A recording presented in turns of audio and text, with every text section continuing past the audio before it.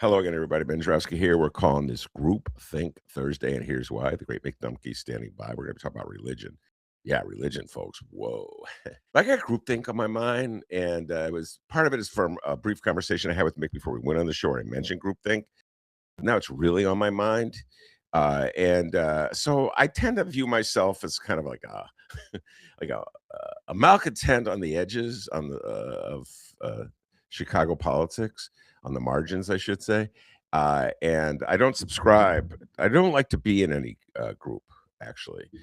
Sort of like Groucho Marx. I don't want to be a part of any club that would accept someone like me as a member.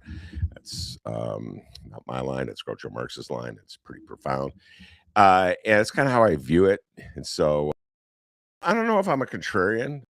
Like, I think Mick Dumke has a contrarian side of him. We'll get into that. Greg Pratt was on the show yesterday, has a contrarian side. I know my guests have been many conversations with, and I welcome the contrarian side of them. Adolfo Mondragon, El Dragon has a contrarian side to him. You say one thing and you go, well, I'm not sure I agree with that. Even if they told you yesterday that even if you're just quoting them from what they said yesterday. So I'm kind of like that. I mean, I just don't want to subscribe to any one particular group. And why is this on my mind?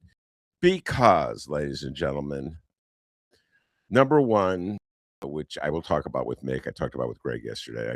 I want every journalist who comes on the show to speak out against the silliness, the foolishness of the Chicago Board of Education's CEO. By the way, anytime you want to change the name of that, please do, guys. It's an embarrassment that we call the head of the schools a CEO. Our reverence for capitalism is really revealing.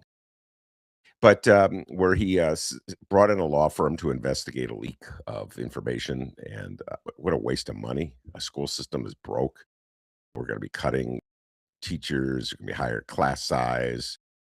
There's never money for schools. It's been a chronic condition in the city of Chicago since for as long as I can remember, Mick, and I go way back through the time you were born. And it's always broke. It's always on the edge of bankruptcy. They're always facing cuts.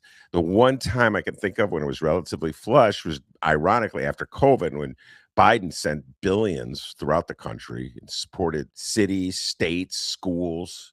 Of course, everybody thanked him by voting Kamala Harris out. Country is insane. There's no doubt about it. So without any money, $56,000 for some lawyers to investigate a leak is ridiculous, absurd waste of money. And I don't think anybody will speak out against it except for fellow journalists. So I'm asking each one who comes on the show to do so. But then there was another one where it's, by the way, so there was silence from my lefty friends on that. No one said a word because it was embarrassing. Made Mayor Brandon Johnson look bad, so they don't speak out about it. I love Mayor Brandon Johnson as much as anybody, but I'm going to speak out about it. I'm not in the Mayor Johnson groupthink, Jack Groom. That's ridiculous. And the second one, this one is hilarious, man. My friends on the left, CTU, my beloved CTU, and many of my friends on the left are denouncing proposals to give a subsidy to the Bears, which is being bandied about. I personally don't care where the Bears play because I'm not going to go to the game anyway. It's not like a White Sox game or a Bulls game. There's no way I'm going to go to a Bears game, but I'll watch it on the boob tube. Absolutely. A diehard Bears fan watching it on the tube. So what difference is it to me if they're in Hammond, Indiana? If the Bears are so stupid they want to go to the land of the Hoosiers, let them go. That's how I view it. Better that than spending my money. But the left is denouncing the proposal to kick over money to the Bears for their stadium in Arlington Heights, even though they supported or were quiet when Brandon Johnson, my beloved Mayor Brandon Johnson, proposed to give them money to build on the lake. Guys, either you're against handing out to the Bears or you're not against handing out to the Bears. Either you're going to take a stand for public dollars to be spent only on the public, or you're going to say, no, Ben, we have to hand it out to rich people so they won't desert us. One or the other. You can't pick and choose. I guess you can. You know what? I guess you can. You're free to do what you want, but I'm free not to join your group thing. Just like, oh, we have to be. I remember when Mayor Johnson proposed it. I thought it was the dumbest idea ever. And I remember going that day by chance. I'm not going to name names, Mick. I know you don't want to know who it was, but I happened to be with somebody of the left who was just got a job with Mayor Johnson.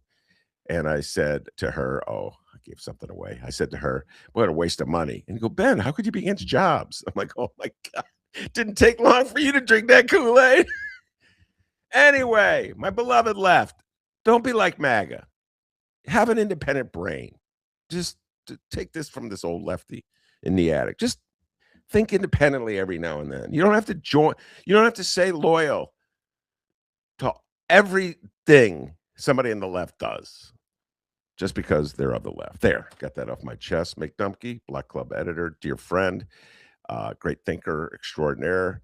I said you were a contrarian. Feel free to vehemently disagree with everything I just said. Yeah, Ben, I'm not even a contrarian. So you got that wrong right off the bat. I do think that you were citing Greg Pratt and some of your other guests. I do think that it's inherent in journalists to have somewhat of a contrarian streak. It doesn't mean that we're totally contrarian. I have for years, Alder Pat Dowell has been telling me, Mick, you're too cynical. I'll run into her. I'll be at City Hall. Mick, you're still cynical. And which is a pretty funny ongoing exchange we have. And I've never thought that I was cynical, Ben. I am skeptical. And occasionally, yeah, I think our realistic view of the way politics works around here, around the country, would lead someone to say you're cynical. But I don't think that means I'm like negative or just see the bad in everything, or that I'm a contrarian. But I do have, as the saying goes, a healthy dose of skepticism. And when I see everybody running in a pack one way, I'm usually thinking there's something good in the opposite direction to look at. No, you have a healthy dose, and I've known Mick fairly well since about 2006, I want to say. So think about that, Mick. It's about 20 years. It is. It has been a while. You have a healthy dose of, on the other hand, which is why I'm summing up, like the ability to see the other point of view, with the famous Mick Dumke line, in fairness. That is true. That is true.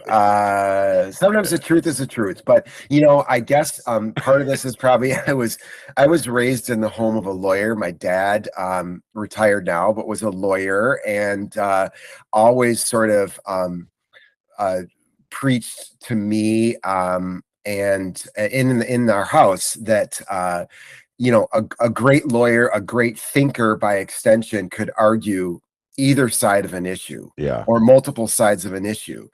That didn't mean you didn't stand for something in the end, but at least as a logical or intellectual exercise, you should be able to argue any side. And I still practice that because I think it is healthy for reporting. Even if I have a position, of course I have a position. I usually go into an issue, something I'm looking at, feeling very strongly passionate, if not outright pissed off about it.